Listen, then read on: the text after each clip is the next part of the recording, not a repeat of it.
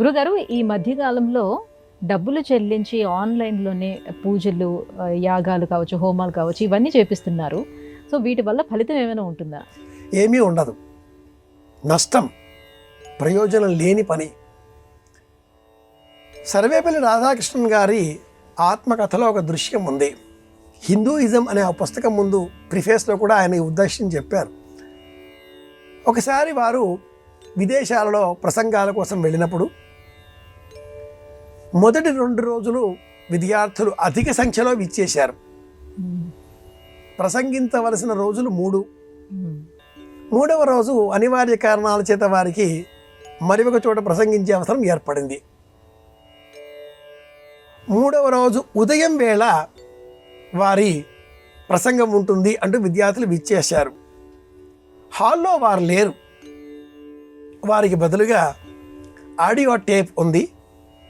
నిర్వాహకులు చెప్పారు, ఈరోజు పండితులు లేరు, వేదాంత చర్చ మన కోసం ఆడియో రికార్డ్ చేసి ఇచ్చారు, మీరంతా కూర్చుని వినాలి.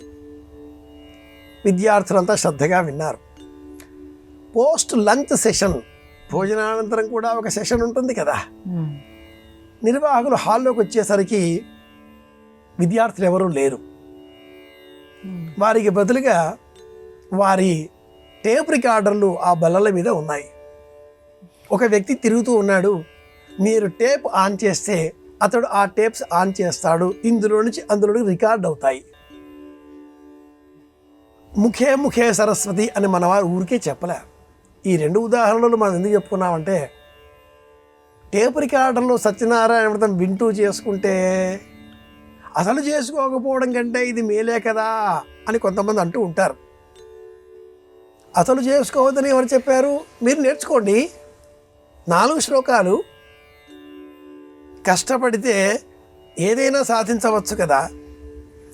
ప్రపంచంలో అత్యంత క్లిష్టమైనటువంటి బెర్నాడ్ షా నాటకాన్ని కూడా బట్టి వేసేస్తున్నారు కదా. అలాంటప్పుడు హగం సస్యు దిశద్వసరంతరిక్ష సద్ధోత ఆవే దిశతతి సద్దురో నసత్, ఇంత క్లిష్టమైన మంత్రాన్ని కూడా ఒక రష్యన్ జంట ఈ మధ్యనే బైహార్ట్ చేశారు, కంఠోపాఠం చేశారు. కష్టపడితే ఏదైనా వస్తుంది. కాసింత సత్యనారాయణ స్వామి నేను మా గంధం సమర్పయామి, పుష్పం సమర్పయామి, ధూపం సమర్పయామి, హారతి ఇచ్చేద్దాం, ఇది కూడా పూజ అవుతుంది. ఆడియోల ద్వారా, దూరవాణి చరవాణి ద్వారా డబ్బులు ఇచ్చేసేయండి, మీ అకౌంట్లో పుణ్యం జమ అవుతుంది. ఇది ప్రయోజనం కలిగించే అంశం కాదు. శాస్త్ర ప్రకారం వేటికి విలువలు ఉండవు. అసలు కంటే కొంచెం నయం కదా అనే వెసులుబాటు ఎవరికి అంటే ఆసుపత్రులలో ఉన్నవారికి. ఆపరేషన్ చేసే సమయంలో బల్ల మీద ఉన్నవారి కోసం వేరే వారు చేయాలి. అప్పుడు కూడా వారు మనసులో రామ రామ రామ అనుకుంటూ ఉండాలి అంటారు. కాబట్టి సంప్రదాయం అంగీకరించదు. అత్యవసర పరిస్థితుల్లో చేసినా కూడా అది కూడా చాలా పరిమిత ధోరణులలో, పరిమిత సమయాలకు మాత్రమే, పరిమిత సందర్భాలలో మాత్రమే అనుమతి అని చెప్పాలి.